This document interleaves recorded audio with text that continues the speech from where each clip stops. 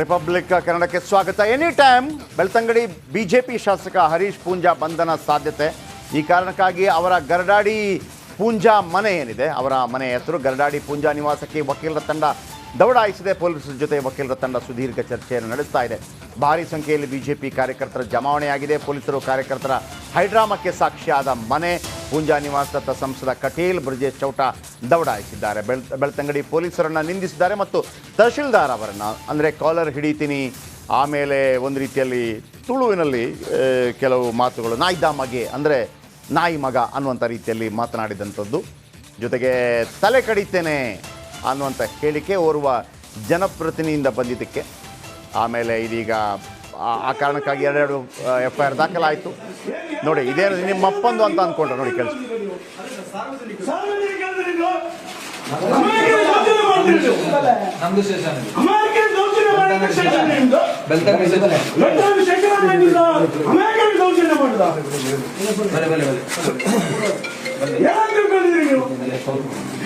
ಜಾಗ್ರತೆ, ನೀವು ಜಾಸ್ತಿ ಮಾಡಿದ್ರೆ ಜಾಗ್ರತೆ. ನೀವು ನಿಮ್ಮ ಅಪ್ಪ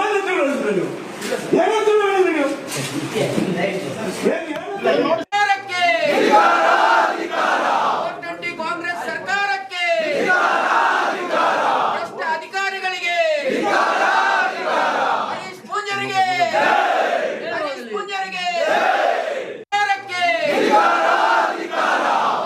ಕಾಂಗ್ರೆಸ್ ಸರ್ಕಾರಕ್ಕೆ, ಭ್ರಷ್ಟ ಅಧಿಕಾರಿಗಳಿಗೆ, ಹರೀಶ್ ಪೂಂಜಾರಿಗೆ,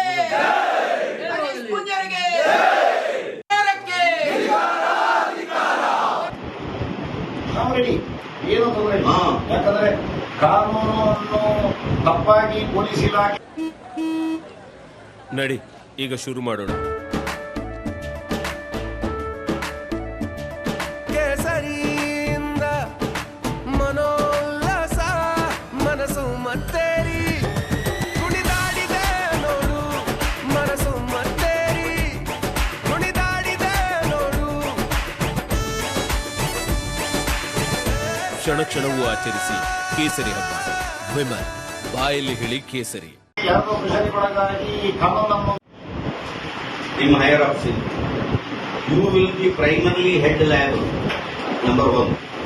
ಒಂದು ವೇಳೆ ಸೂಪರಿಂಟೆಂಡೆಂಟ್ ಆಫ್ ಪೊಲೀಸ್ ಅಥವಾ ಬೇರೆ ಯಾರೇ ನಿಮ್ಮನ್ನು ಅಪ್ರೈಸ್ ಮಾಡಿದ್ದು ಅಂತ ಹೇಳಿದರೆ ಆ ಪ್ರಕಾರವಾದರೂ ಅವರು ಕೂಡ liable for action. Nobody is going to be spared from the consequences of illegal detention or arrest. ಇದು ಮೋಸ್ಟ್ ಇಂಪಾರ್ಟೆಂಟ್. ನಾನು ಅದಕ್ಕೆ ಬೇಕಾಗ್ತದೆ, ನನಗೆ ಫೋನ್ನಲ್ಲಿ ಹೇಳಿದೆ, but I leaving all my cases in Mangalore I came. ಯಾಕಂದ್ರೆ ಅನ್ಯಾಯ ಆಗಬಾರ್ದು. ಏನು ಅಫೆನ್ಸ್ ಇದೆ ಅದು ನೀವು ಅರೆಸ್ಟ್ ಮಾಡೋದಲ್ಲಿ ಬರೀಬೇಕು. Still if you want to arrest, he is ready to get arrest. ಎಲ್ಲ ಹೇಳಿದ್ರೆ ನಿಮ್ಮನ್ನು ಯಾರು ತಡೆಯುವುದಿಲ್ಲ. ನಮಗೆ ಮೆಮೋ ಕೊಡಿ, ಮೆಮೋ ಯಾವ ಇದರಲ್ಲಿ ಮಾಡಿ ಕರ್ಕೊಳ್ಳಿ, ಆಕ್ಷೇಪ ಇಲ್ಲ. ನಾವು ಆಕ್ಸೆಪ್ಟ್ ಮಾಡ್ತೇವೆ. ಓಕೆ, ಒನ್ಸ್ ಅಗೇನ್ ದಿನೇಶ್ ನಮ್ಮೊಂದಿಗೆ ಫೋನಲ್ಲಿದ್ದಾರೆ. ದಿನೇಶ್, ಇವರ ಹೇಳಿಕೆ ಇದೀಗ ದೊಡ್ಡ ಮಟ್ಟದಲ್ಲಿ ಅರೆಸ್ಟ್ ಆದರೆ, ಜೊತೆಗೆ ಕಟೀಲ್ ಇರ್ಬೋದು, ಬ್ರಿಜೇಶ್ ಚೌಟಾ ಇರ್ಬೋದು, ಅನೇಕರಲ್ಲಿಗೆ ದೌಡಾಯಿಸಿದ್ದಾರೆ. ಈಗ ಪರಿಸ್ಥಿತಿ ಯಾವ ರೀತಿ ಇದೆ? ಅರೆಸ್ಟ್ ಆಗುವಂಥ ಸಾಧ್ಯತೆ ಇದೆಯಾ? ಇದಕ್ಕಿಂತ ಹೆಚ್ಚಾಗಿ ನಿನ್ನೆ ಮುಖ್ಯಮಂತ್ರಿಗಳು ದಕ್ಷಿಣ ಕನ್ನಡ ಜಿಲ್ಲೆಯಲ್ಲಿದ್ದರು. ಇದು ಕೂಡ ರಾಜಕೀಯ ವಲಯದಲ್ಲಿ ಸಾಕಷ್ಟು ಕುತೂಹಲಕ್ಕೆ ಕಾರಣ ಕೂಡ ಆಗಿದೆ. ಲೇಟೆಸ್ಟ್ ಅಪ್ಡೇಟ್ ಏನಿದೆ ದಿನೇಶ್? ಹೌದು, 2 ಪ್ರಕರಣಕ್ಕೆ ಸಂಬಂಧಿಸಿದಂತೆ FIR ದಾಖಲಾಗಿತ್ತು. ಒಂದು, ಪೊಲೀಸರಿಗೆ ಅವಾಚ್ಯ ಶಬ್ದಗಳಿಂದ ನಿಂದಿಸಿ ಬೆದರಿಕೆ ಹಾಕಿರುವಂತದ್ದು 18ನೇ ತಾರೀಕಿನಂದು ಮೇ. ಅದರ ನಂತರ ಪ್ರತಿಭಟನೆಯನ್ನು ಮಾಡಿಸಿದ್ರು. ಆದ್ರೆ ಪ್ರತಿಭಟನೆಗೆ ಪರ್ಮಿಷನ್ ತೆಗೆದುಕೊಳ್ಳಿಲ್ಲ. ಹೀಗಾಗಿ 2 ಪ್ರಕರಣಕ್ಕೆ ಸಂಬಂಧಿಸಿದ FIR ದಾಖಲಾಗಿತ್ತು. ಜೊತೆಗೆ ಬೇರೆ ಬೇರೆ ಏನು ಪ್ರತಿಭಟನೆಯಲ್ಲಿ ಬೇರೆ ಬೇರೆ ರೀತಿಯಾಗಿ ಪೊಲೀಸರನ್ನು ನಿಂದಿಸಿದ್ರು, ಪೊಲೀಸ್ ವರಿಷ್ಠಾಧಿಕಾರಿಗಳನ್ನು ಕೂಡ ನಿಂದಿಸಿದ್ರು. ಹೀಗಾಗಿ ಬೇರೆ ಬೇರೆ ಸೆಕ್ಷನ್ ಗಳನ್ನು ಕೂಡ ಹರೀಶ್ ಪೂಂಜಾ ಮೇಲೆ ಹಾಕಲಾಗಿತ್ತು. ಹಾಗಾಗಿ ಇವತ್ತು ಏನು ಪೊಲೀಸ್ ಇನ್ಸ್ಪೆಕ್ಟರ್ ಮತ್ತು ಪೊಲೀಸರು ಹರೀಶ್ ಪೂಂಜಾ ಅವರ ಮನೆಗೆ ಬಂದಿರುವಂತದ್ದು. ಬೆಳ್ತಂಗಡಿ ತಾಲೂಕಿನ ಗರಡಹಳ್ಳಿಯಲ್ಲಿ ಇರುವಂತಹ ಹರೀಶ್ ಪೂಂಜಾ ಅವರ ಮನೆಗೆ ಪೊಲೀಸರು ಬಂದಿರುವಂತದ್ದು. ಸದ್ಯ ಏನು ಪೊಲೀಸರು ಬಂದಂತಹ ಹಿನ್ನೆಲೆಯಲ್ಲಿ ಸಾಕಷ್ಟು ಜನ ಹರೀಶ್ ಪೂಂಜಾ ಅಭಿಮಾನಿಗಳು, ಬಿಜೆಪಿ ಕಾರ್ಯಕರ್ತರು ಕೂಡ ಹರೀಶ್ ಪೂಂಜಾ ಮನೆಗೆ ದೌಡಾಯಿಸಿರುವಂತಹ ಸಾಕಷ್ಟು ಹೆಚ್ಚಿನ ಸಂಖ್ಯೆಯಲ್ಲಿ ಹರೀಶ್ ಪೂಂಜಾ ಮನೆಯಲ್ಲಿ ಈಗಾಗಲೇ ಬಿಜೆಪಿ ಕಾರ್ಯಕರ್ತರು ನೆರೆದು ಪ್ರತಿಭಟನೆ ಕೂಡ ಮಾಡ್ತಿರುವಂತದ್ದು. ಕಾಂಗ್ರೆಸ್ಗೆ ಧಿಕ್ಕಾರ ಹೇಳ್ತಿರುವಂತದ್ದು, ಜೊತೆಗೆ ಪೊಲೀಸರಿಗೆ ಕೂಡ ಧಿಕ್ಕಾರ ಹೇಳಿ ಪ್ರತಿಭಟನೆ ಕೂಡ ನಡೆಸ್ತಾ ಇರುವಂತದ್ದು.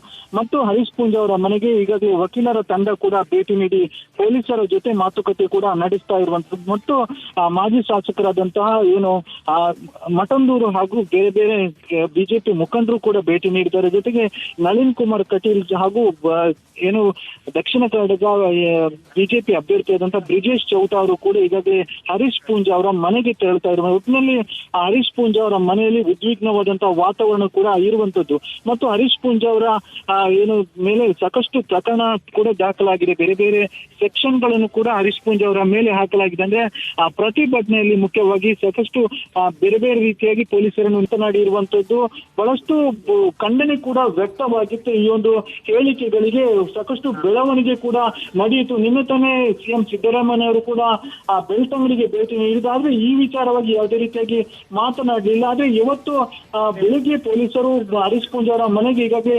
ಆಗಮಿಸಿರುವಂತದ್ದು, ಬಂಧಿಸುವಂತ ಸಾಧ್ಯತೆಗಳು ಕೂಡ ಇದೆ ಅಂತ ಹೇಳಲಾಗ್ತಿದೆ. ಆದ್ರೆ MLA ಅನ್ನು ಬಂಧಿಸಲಿಕ್ಕೆ ಸ್ಪೀಕರ್ ಅವರ ಪರ್ಮಿಷನ್ ಬೇಕಾಗುತ್ತೆ. ಆದ್ರೆ ಈ ಸ್ಪೀಕರ್ ಅವರು ಪರ್ಮಿಷನ್ ಕೊಟ್ಟಿದ್ದಾರಾ ಇಲ್ವಾ ಅನ್ನುವಂಥದ್ದು ಇನ್ನಷ್ಟೇ ತಿಳಿದು ಬರಬೇಕಾಗಿದೆ. ಸದ್ಯಕ್ಕೆ ಹರೀಶ್ ಪೂಂಜಾ ಅವರ ಮನೆ ಮುಂದೆ ಸಾಕಷ್ಟು ದೊಡ್ಡ ಮಟ್ಟಿನ ಸಂಖ್ಯೆಯಲ್ಲಿ ಬಿಜೆಪಿ ಕಾರ್ಯಕರ್ತರು ಜಮಾಯಿಸಿ ಪ್ರತಿಭಟನೆಯನ್ನು ಕೂಡ ಮಾಡ್ತಾ ಇರುವಂತ ಜೊತೆಗೆ ವಕೀಲರು ಬಿಜೆಪಿ ಮುಖಂಡರು.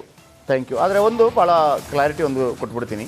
ಒಂದು ವೇಳೆ ಅರೆಸ್ಟ್ ಆಗಬೇಕು ಅಂತಂದರೆ ಖಂಡಿತವಾಗಲೂ ಸ್ಪೀಕರ್ ಅವರ ಪರ್ಮಿಷನ್ ಏನು ಬೇಕಾಗೋದಿಲ್ಲ.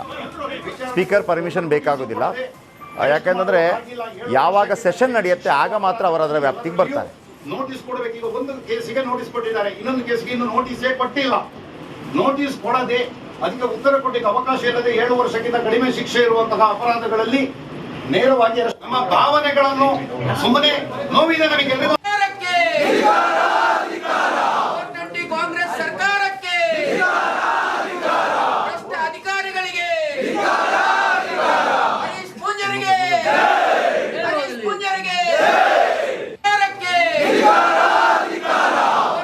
ಕಾಂಗ್ರೆಸ್ ಸರ್ಕಾರಕ್ಕೆ, ಭ್ರಷ್ಟ ಅಧಿಕಾರಿಗಳಿಗೆ. ಕ್ಯಾಪ್ಟನ್ ಅರ್ಜುನ್ನ ಕೊಂದಿದ್ದು ಯಾರು? ಅವ್ರ ನರೇಟಿವ್ ಎಲ್ಲಿ ತಂದಿಟ್ಟಿದ್ದಾರೆ ಅಂತಂದ್ರೆ ಸಂಪತ್ತನ್ನ ಹಂಚಿಬಿಡೋದು ಅಂತ. ಇದು ಸ್ಟುಡಿಯೋ ಟಿಪ್ಪು ಜಯಂತಿ ಮಾಡಕ್ಕೆ ಅವ್ರಿಗೆ ಖಂಡಿಸಿದ್ರು. Very nice. ಯಾರು ತಪ್ಪು ಮಾಡಿರೋದಿಲ್ಲಿ? ಓಲೈಕೆ ಹೇಳಿಕೆ ಇದು ಅಂತ ಹೇಳಿ ಯಾಕೆ ಪರಿಗಣಿಸಬಾರದು? I.N.I. ಇದು ವೇದಿಕೆ, ಇದು ಫೋಟೋ ಎಲ್ರಿಗೂ ಒಂದು ಟೈಮ್ ನಿಮ್ಮ ಸಮಯ ಮುಗಿದಿದೆ.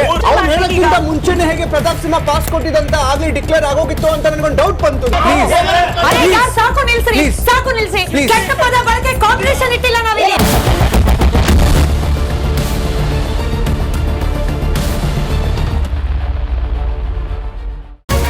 ರಿಪಬ್ಲಿಕ್ ವರ್ಡ್ ಆ್ಯಪ್ ಇದು ಕೇವಲ ಅಪ್ಲಿಕೇಶನ್ ಅಲ್ಲ, ಸಮಗ್ರ ಸುದ್ದಿಗಳ ಸಂಪರ್ಕ ಮಾರ್ಗಕ್ಕೆ ಕ್ರಾಂತಿಕಾರಿ ಬದಲಾವಣೆ.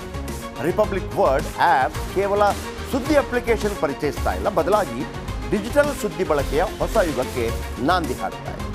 ಇದೊಂದು ಬ್ರೇಕಿಂಗ್ ನ್ಯೂಸ್, ಪ್ರಭಾವಶಾಲಿ ಕಾರ್ಯಕ್ರಮಗಳಿಗೆ ಗಟ್ಟಿಯಾದ ನ್ಯೂಸ್. ಇಲ್ಲಿ ಕೇವಲ ತಾಜಾ ಸುದ್ದಿ, ಅದರ ನೇರ ಪ್ರಸಾರ ಮತ್ತು ಚರ್ಚೆಗಳಿಗೆ ಮಾತ್ರ ಅವಕಾಶ. ರಿಪಬ್ಲಿಕ್ ವರ್ಲ್ಡ್ ಆ್ಯಪ್ ಡೌನ್ಲೋಡ್ ಮಾಡಿಕೊಳ್ಳಿ. ಗೂಗಲ್ ಪ್ಲೇಸ್ಟೋರ್ ಮತ್ತು ಆಪಲ್ ಆ್ಯಪ್ ಸ್ಟೋರ್ನಲ್ಲಿ ಲಭ್ಯವಿದೆ.